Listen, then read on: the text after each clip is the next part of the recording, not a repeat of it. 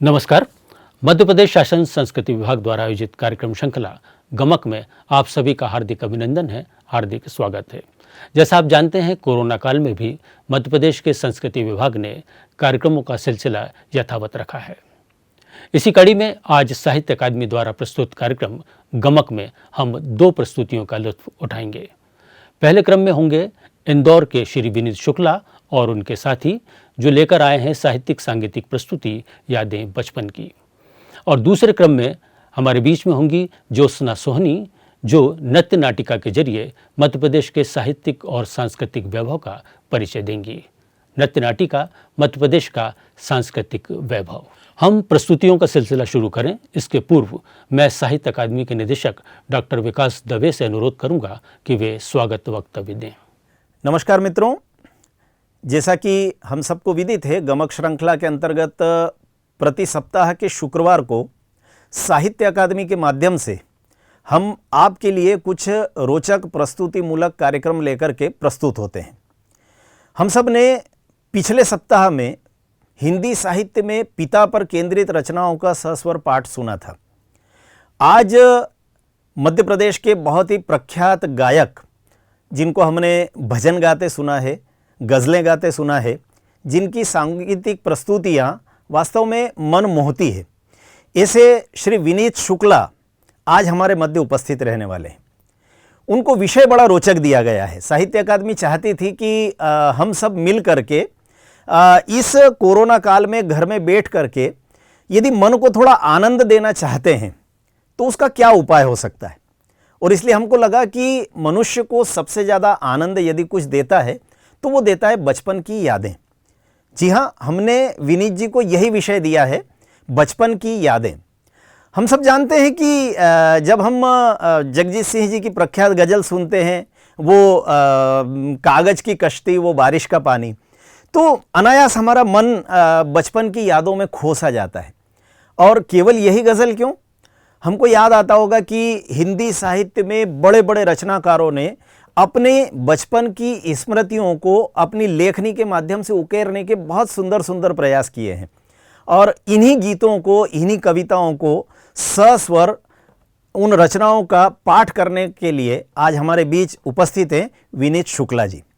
जैसा कि आप जानते हैं कि गमक श्रृंखला की हमारी प्रत्येक सप्ताह की इन धारावाहिकों में हम इन दिनों 2 हिस्सों में उसको प्रस्तुत कर रहे हैं। इसलिए प्रथम हिस्से में विनीत जी हमारे बीच होंगे और दूसरे भाग में अपनी नृत्य नाटिका की प्रस्तुति देने के लिए हमारे मध्य हैं सुश्री ज्योत्सना सोहनी जी। ज्योत्सना सोहनी जी भारतीय संगीत के प्रति, भारतीय नृत्य विधाओं के प्रति एक ऐसा समर्पित नाम है जो वर्षों से नई पौध को, नई पीढ़ी को, विशेष करके बेटियों को भारतीय नृत्य परंपरा से जोड़ने का काम कर रही हैं।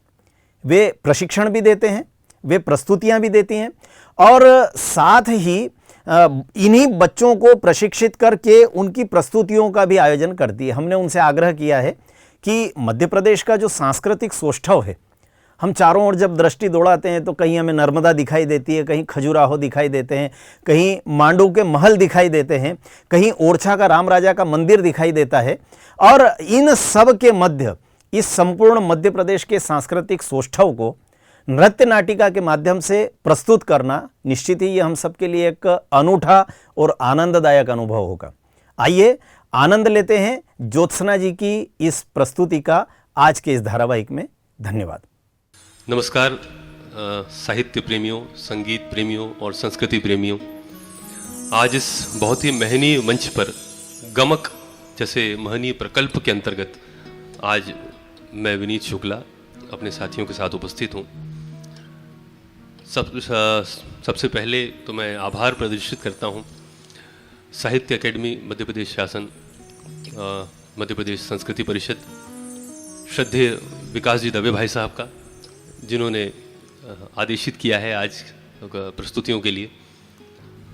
विषय भी बहुत महत्वपूर्ण है, बचपन से संदर्भित यादें। तो हम कोशिश करेंगे आज कि बचपन, माता पिता से संबंधित कुछ महत्वपूर्ण साहित्यिक रचनाएं जो कुछ वक्त का टेन्योर है यहाँ पर, वहाँ आपको सुना सकें। मुझसे पहले भी गमक के अंतर्गत एक बहुत ही अच्छा प्रयास है ये। इस मंच से, पावन मंच से जो प्रस्तुतियाँ आप सुन चुके हैं उनमें लोक गायन, साहित्यिक अभिरुचियों से संबंधित प्रस्तुतियाँ, वाद्य यंत्रों को, जो भारतीय शास्त्रीय वाद्य यंत्र हैं उन पर आधारित प्रस्तुतियाँ आप यहाँ देख चुके हैं। तो मैं इसके लिए शुभकामनाएं और बधाई भी प्रेषित करता हूँ संस्कृति परिषद को, साहित्य अकेडमी को, कि आपने ये एक पावन मंच स्थापित किया है। आज हमारा प्रयास ये रहेगा कि इस पावन मंच की गमक की वंदना हम शास्त्रीयता, साहित्य के साथ, संस्कृति के साथ आप सभी तक पहुंचा सकें। और चलिए, बहुत कम समय है इसलिए मैं अपने साथियों का परिचय भी आपको दे देता हूं और शुरुआत करते हैं बचपन की एक बहुत मीठी सी याद से। कीबोर्ड पर मेरे साथ हैं श्री योगेश पाठक जी, गिटार पर सचिन परमार जी विद्यमान हैं, श्री रजत याग्निक ऑक्टोपैड पर हैं और जयंत अकोदिया जी तबले पर साथ दे रहे हैं आज। देश के ख्यातनाम कलाकार ये सभी साथी हैं मेरे साथ। तो आइए शुरुआत करते हैं एक बहुत ही खूबसूरत बचपन से भरी हुई रचना के साथ। आइए।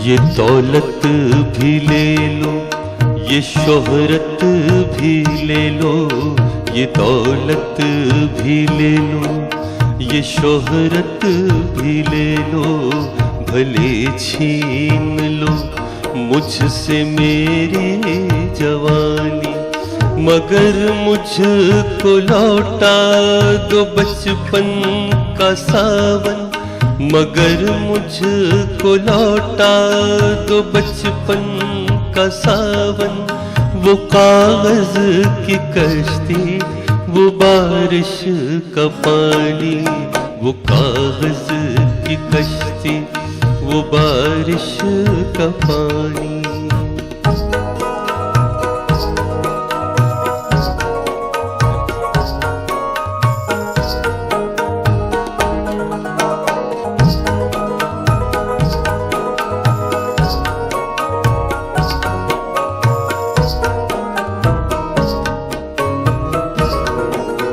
मोहल्ले की सबसे पुरानी निशानी, वो बुढ़िया जिसे बच्चे कहते थे नानी, वो नानी की बातों में परियों का डेरा, वो चेहरे की झुर्रियों में सदियों का फेरा, भुलाए नहीं भूल सकता है कोई, भुलाए नहीं भूल सकता है कोई, वो छोटी सी रातें, वो लंबी कहानी, वो छोटी सी रातें, वो लंबी कहानी, वो कागज की कश्ती, वो बारिश का पानी।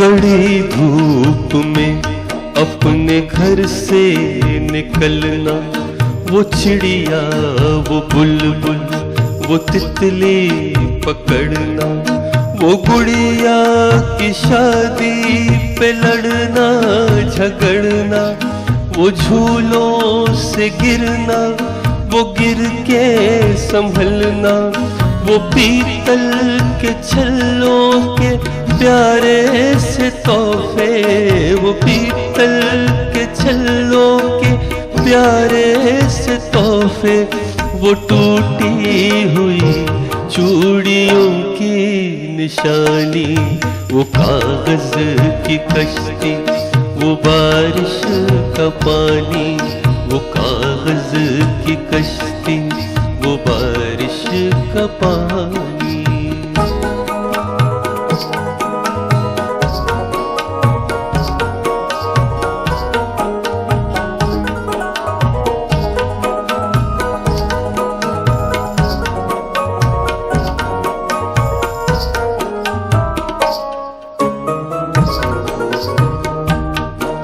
कभी रेत के ऊंचे टीलों पे जाना, घरौंदे बनाना, बना के मिटाना, वो मासूम चाहत की तस्वीर अपनी, वो ख्वाबों खिलौनों की जागीर अपनी।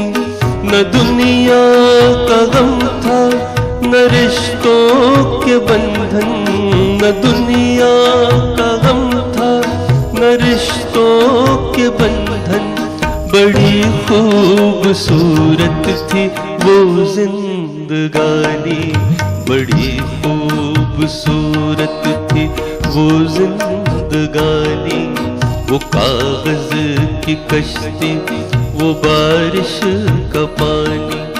ये दौलत भी ले लो, ये शोहरत भी ले लो, भले छीन लो मुझसे मेरी जवानी, मगर मुझको लौटा दो बचपन का सावन, मगर मुझको लौटा दो बचपन का सावन।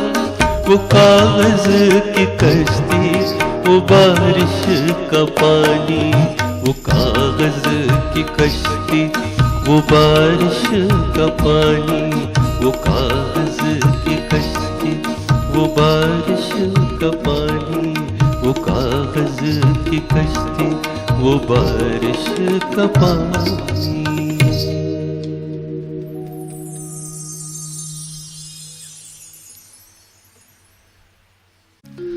तो जिस सब्जेक्ट की हम लोग बात कर रहे हैं उस पर एक बहुत महत्वपूर्ण गज़ल है भारतीय गज़ल के संदर्भ में, और मेरे महबूब शायर बड़े भाई श्रद्धेय आलोक श्रीवास्तव जी की ये रचना जो पूरी दुनिया में पसंद की जाती है। मैंने इस कोशिश की है इसे कंपोज करने की और आप सभी तक पहुंचाने की।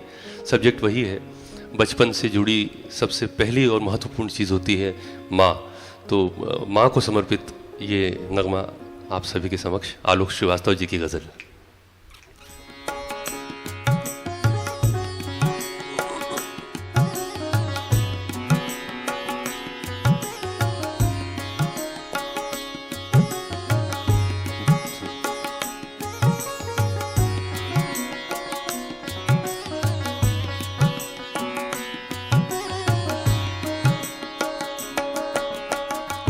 धूप हुई तो आंचल बनकर कोने कोने छाई अम्मा।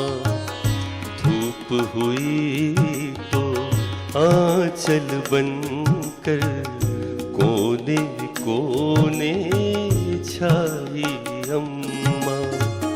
सारे घर का शोर शराबा सूनापन तन्हाई अम्मा।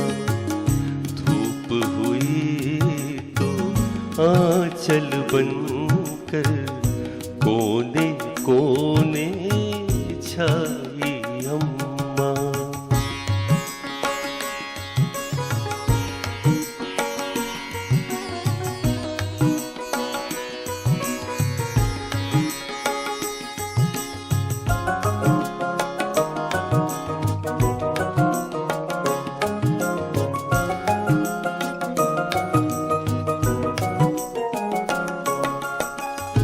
उसने खुद को खोकर मुझ में एक नया कार लिया है। उसने खुद को खोकर मुझ में एक नया कार लिया है। धरती अंबर आग हवा जल जैसी ही सच्चाई अम्मा। धूप हुई तो आंचल बनकर कोने कोने छाई अम्मा।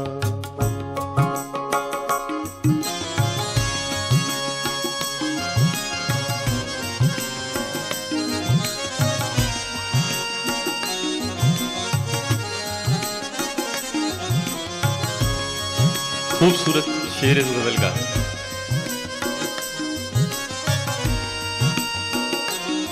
सबकी माँ की कहानी है ये।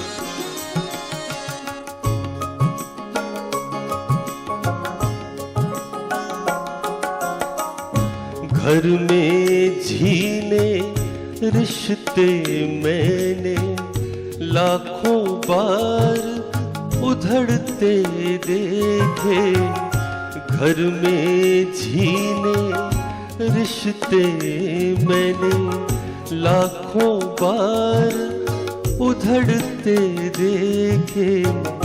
चुपके चुपके चुपके चुपके कर देती है, जाने कब तुर पाई अम्मा। चुपके चुपके कर देती है, जाने कब तुर पाई अम्मा। धूप हुई तो आंचल बनकर कोने कोने छाई अम्मा।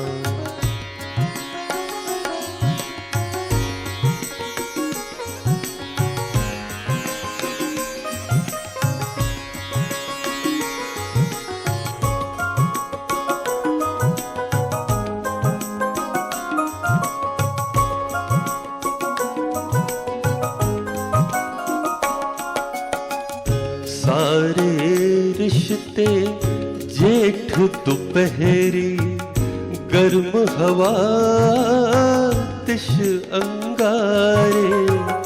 सारे रिश्ते जेठ दोपहरी, गर्म हवा तिश अंगारे।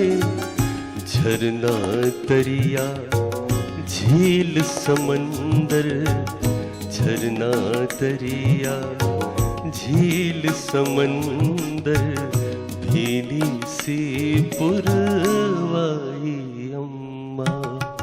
झरना दरिया झील समंदर, भीनी सी पुरवाई अम्मा। सारे घर का शोर शराबा, भीनी सी पुरवाई अम्मा।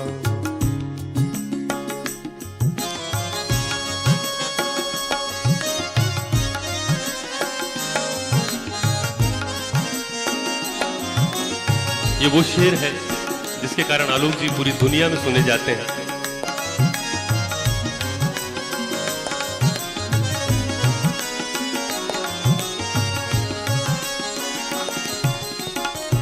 बाबूजी गुजरे आपस में, बाबूजी गुजरे आपस में। सब चीजें तकसीम हुई तब, बाबूजी गुजरे आपस में। सब चीजें तकसीम हुई तब, मैं घर में सबसे छोटा था। मैं घर में सबसे छोटा था, मेरे हिस्से आई अम्मा। मैं घर में सबसे छोटा था, मेरे हिस्से आई अम्मा। सारे घर का शोर शराबा, सूनापन तन्हाई अम्मा। धूप हुई तो आंचल बनकर को कोने कोने छाई अम्मा, धूप हुई तो आंचल बनकर कोने कोने छाई अम्मा।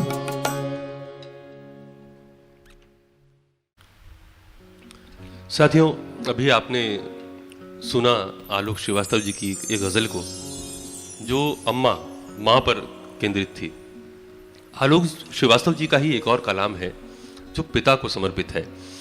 हम जो कि बचपन की बातें कर रहे हैं और बचपन में जैसे जैसे हम बड़े होते जाते हैं, पिता का कैरेक्टर हमारे लिए बहुत बड़ा होता जाता है ज़िंदगी के कैनवस पर।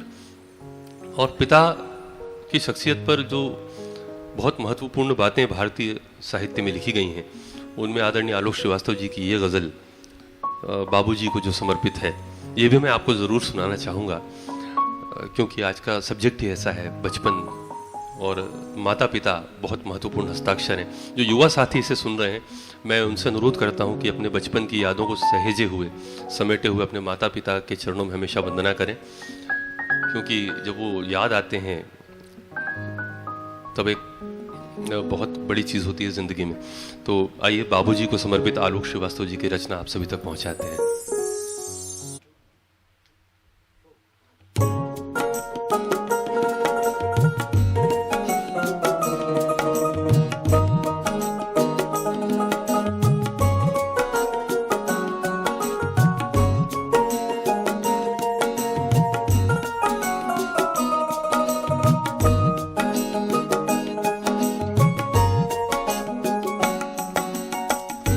घर की बुनियादें दीवारें पामोदर थे बाबूजी। घर की बुनियादें दीवारें पामोदर थे बाबूजी। सबको बांधे रखने वाला खास हुनर थे बाबूजी। घर की बुनियादें दीवारें पामोदर थे बाबूजी।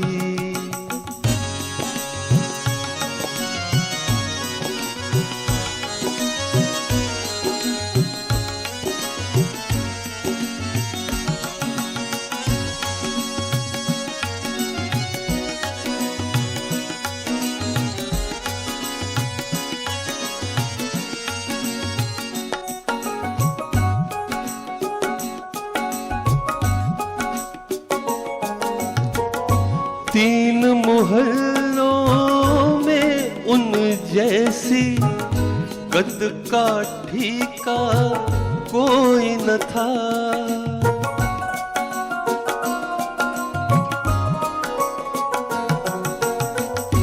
तीन मोहल्लों में उन जैसी कद काठी का कोई न था। अच्छे खासे ऊंचे पूरे कद्दावर थे बाबूजी। सबको बांधे रखने वाला खास हुनर थे बाबूजी।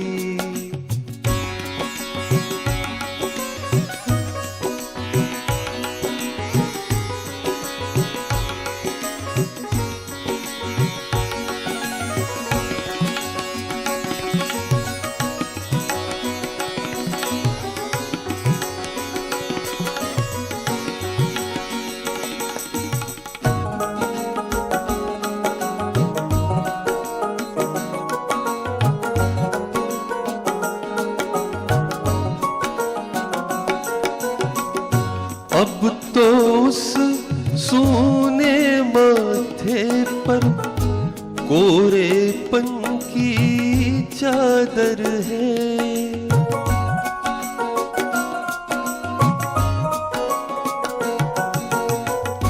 अब तो उस सोने माथे पर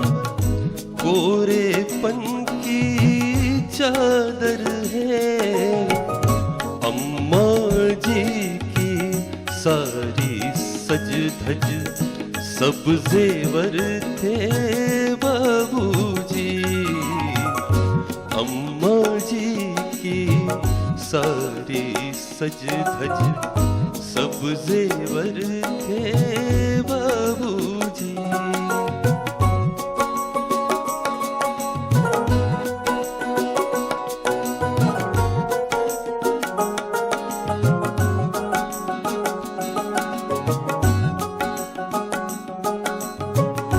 भीतर से खालिस जज्बाती और ऊपर से ठेठ पिता।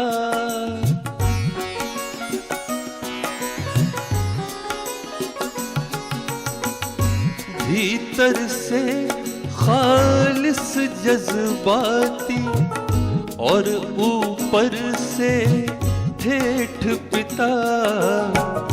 अलग अनूठा अनबूझा सा एक तेवर थे बाबूजी। अलग अनूठा अनबूझा सा एक तेवर थे बाबूजी।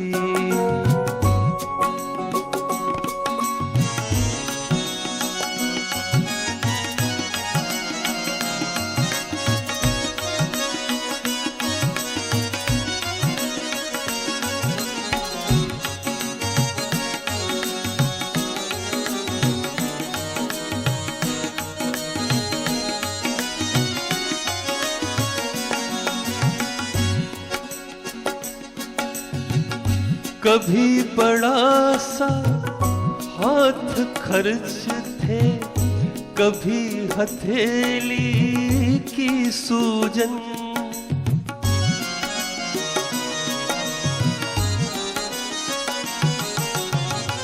कभी बड़ा सा हाथ खर्च थे, कभी हथेली की सूजन।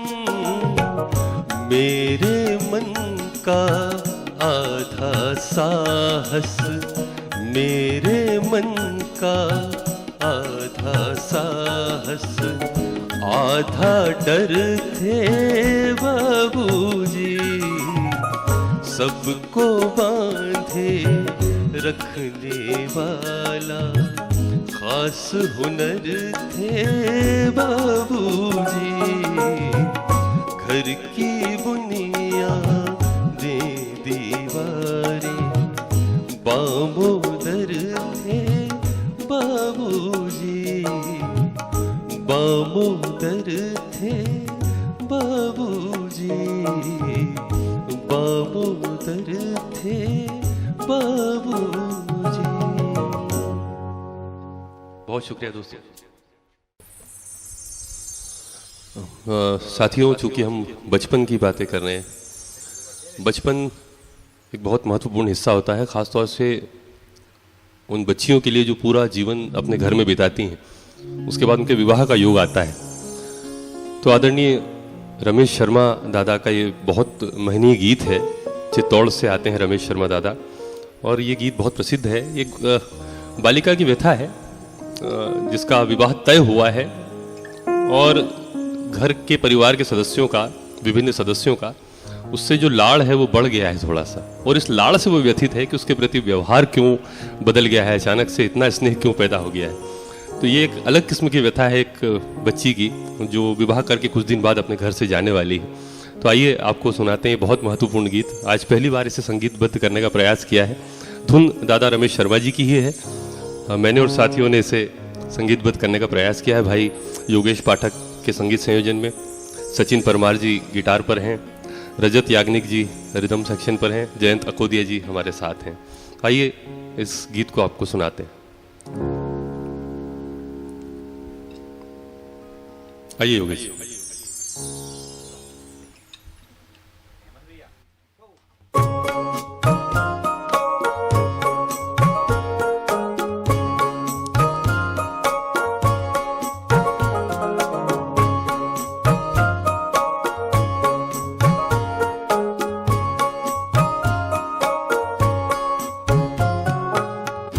माझी धूप मुझसे रखते, मुझको भी जलने देते। कच्ची पक्की डगर पे संग संग कुछ दिन चलने देते। डांट डपट और लड़ना झगड़ना लाड़ में ढल गया माँ, सब अभी से बदल गया माँ। क्यों अभी से बदल गया माँ, सब अभी से बदल गया माँ। क्यों अभी से बदल गया माँ।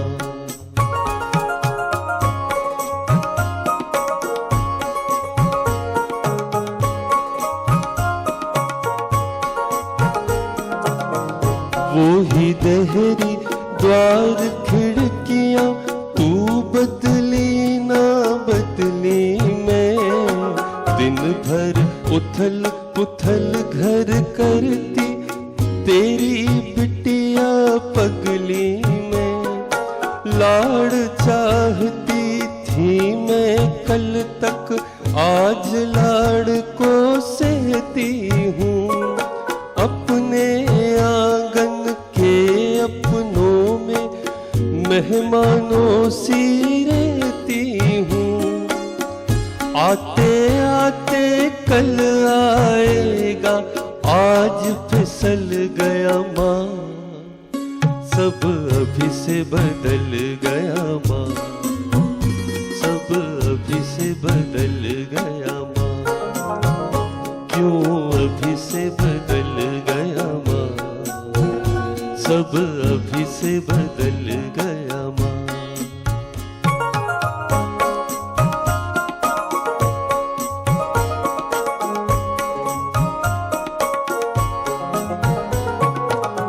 छोटू का तो मुझसे जैसे जन्म का बैर पुराना था। रक्षाबंधन के दिन तक भी मुझे रुला कर माना था। मेरे हाथों कल उसका मिट्टी का गुल्लक टूट गया।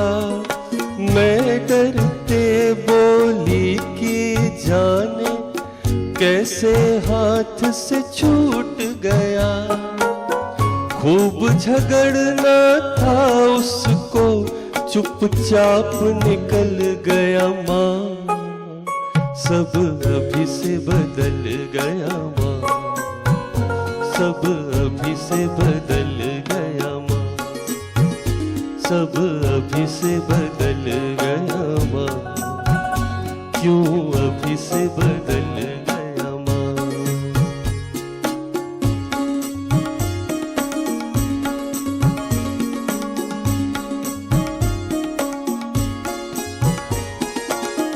पहले पापा बात बात पर हाथ है तंग बताते थे।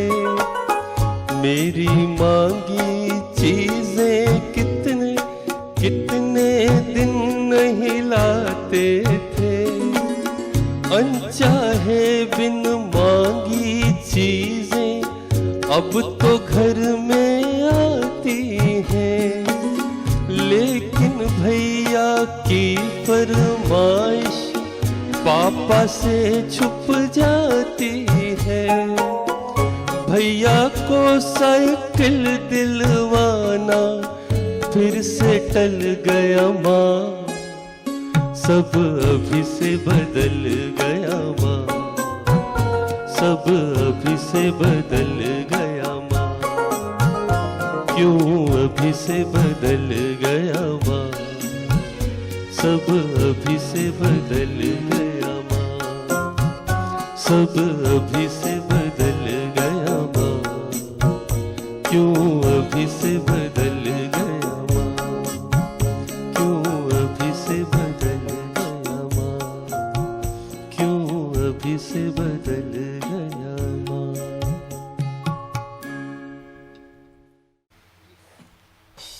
साथियों, हम बचपन की बात कर रहे हैं। आज इस पावन मंच से आप सभी से हम रूबरू हैं। साहित्य का विषय है। नंदलाल पाठक जी की एक अद्भुत रचना है, बहुत ही मर्म को छूने वाली रचना है, जिसमें माँ की कहानी का उल्लेख है, लेकिन ये एक बच्चे की दरखास्त है, गुजारिश है अपनी माँ से कि वो कहानी किस प्रकार की सुनना चाहता है। तो ये मेरे दिल को बड़ी छूती है रचना, जो एक बालक या बालिका की ज़ुबानी अपनी माँ से की गई एक प्रार्थना है कि वो किस प्रकार की कहानी सुनना चाहता है। तो प्रस्तुत है जगजीत सिंह साहब के एक प्रसिद्ध एल्बम से ये गज़ल आती है। सीजा रॉय जी ने इसे बहुत खूब गाया है। उसी धुन को हम उन्हें धन्यवाद प्रेषित करते हुए आप सभी तक पहुंचा रहे हैं। सुनिएगा दोस्तों।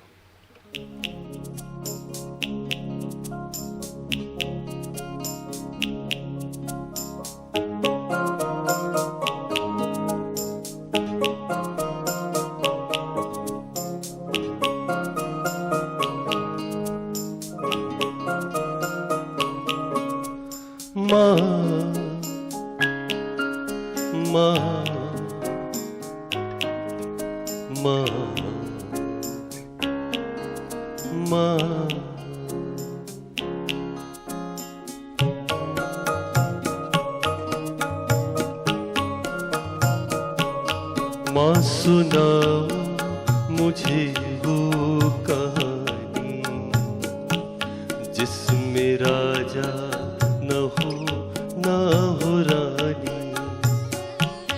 माँ सुनाओ मुझे वो कहानी जिसमें राजा न हो रानी।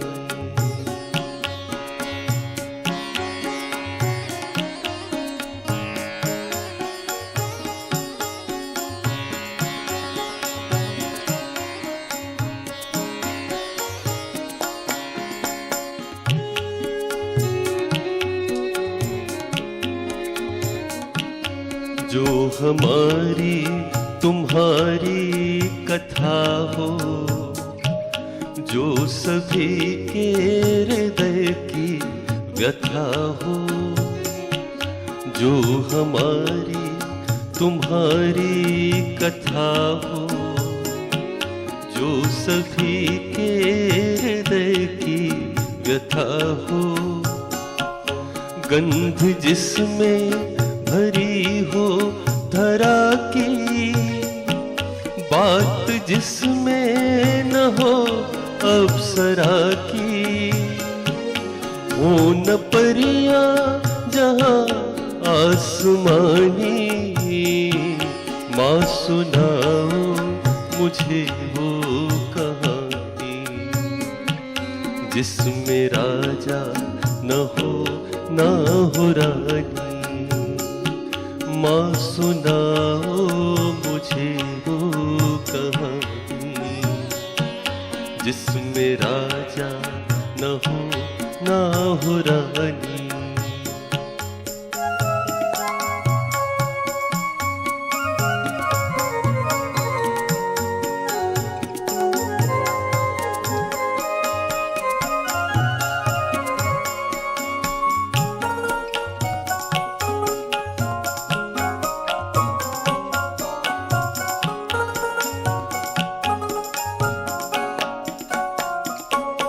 वो कहानी जो हंसना सिखा दे, पेट की भूख को जो भुला दे।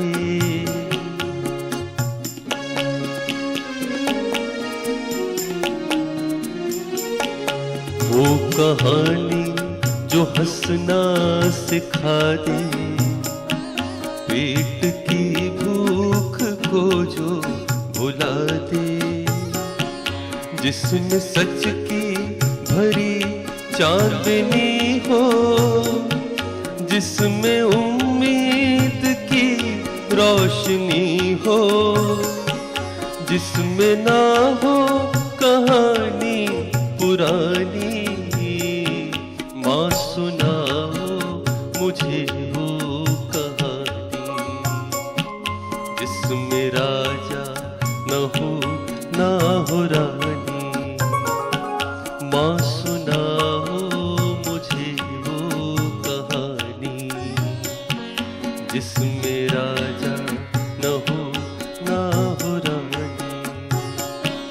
ना हो रानी, ना हो रानी, ना हो रानी।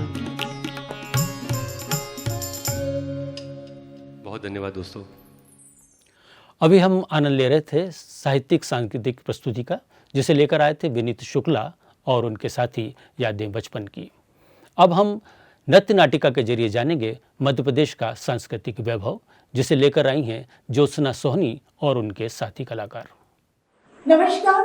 साहित्य कला अकादमी मध्य प्रदेश द्वारा कला विविधताओं की प्रस्तुतियों की श्रृंखला गमक 2021 में मैं कथक नृत्यांगना श्रीमती ज्योत्सना सोहनी आप सभी का स्वागत करती हूँ। मैं साहित्य अकादमी मध्य प्रदेश संस्कृति परिषद भोपाल की निर्देशक डॉक्टर विकास दवे जी की आभारी हूँ कि उन्होंने मुझे अपनी कला प्रस्तुत करने का अवसर प्रदान किया। आज मेरे निर्देशन में मेरी शिष्याएं पूर्वी पुराणी हर्षिता सप्तपुत्री मध्य प्रदेश की धार्मिक और सांस्कृतिक विरासत पर आधारित कथक नृत्य प्रस्तुत कर रही है। कार्यक्रम की शुरुआत हम शिव स्तुति से करने जा रहे हैं। भगवान शिव के 12 ज्योतिर्लिंगों में से 2 ज्योतिर्लिंग मध्य प्रदेश की धरती पर स्थित है। कालों के काल महाकाल उज्जैन नगरी में और ममलेश्वर ओंकारेश्वर में प्रस्तुत है। मध्य प्रदेश के गौरव पद्मश्री डॉक्टर पुरुदारीज द्वारा रचित शिव स्तुति प्रस्तुत है। शिव स्तुति।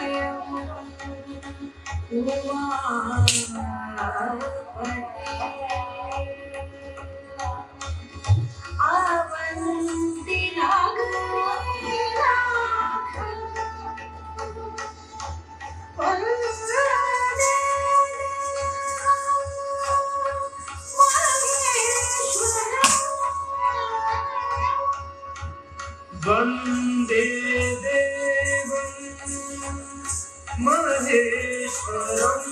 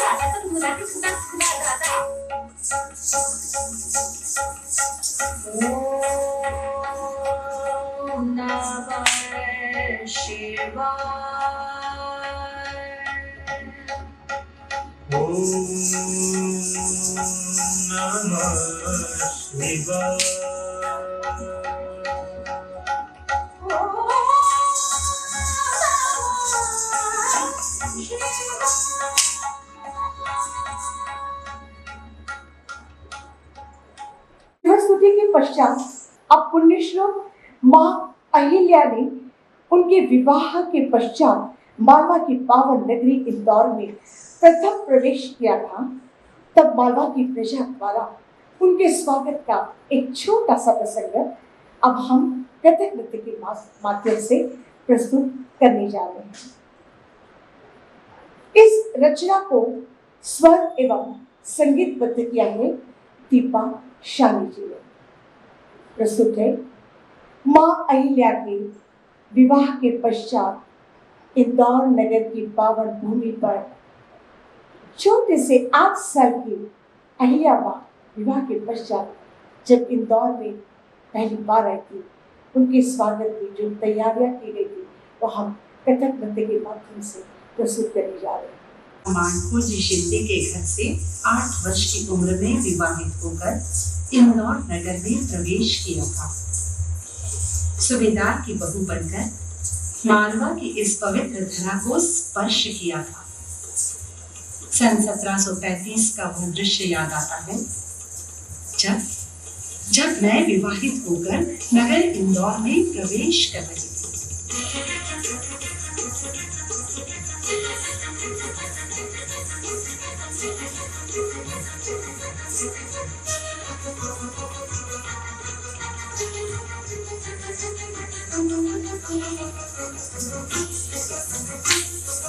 स्वागतम शुभ आगमन, स्वागतम शुभ आगमन।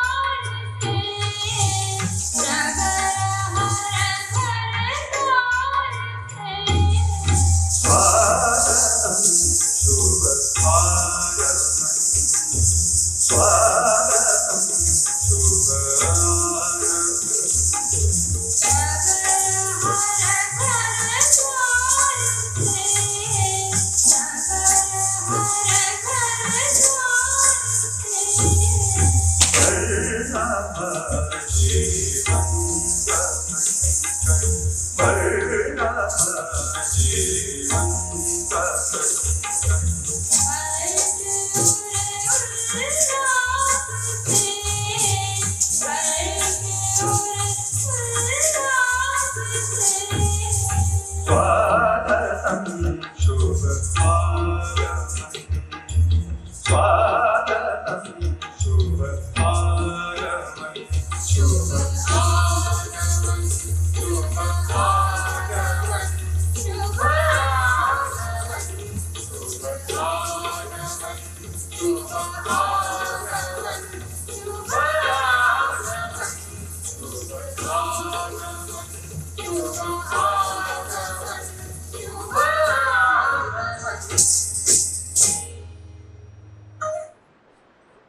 माँ अहिल्या की भगवान शिव और माँ नर्मदा पर असीम आस्था थी। ये उनके लिए शक्ति एवं प्रेरणा के स्रोत थे।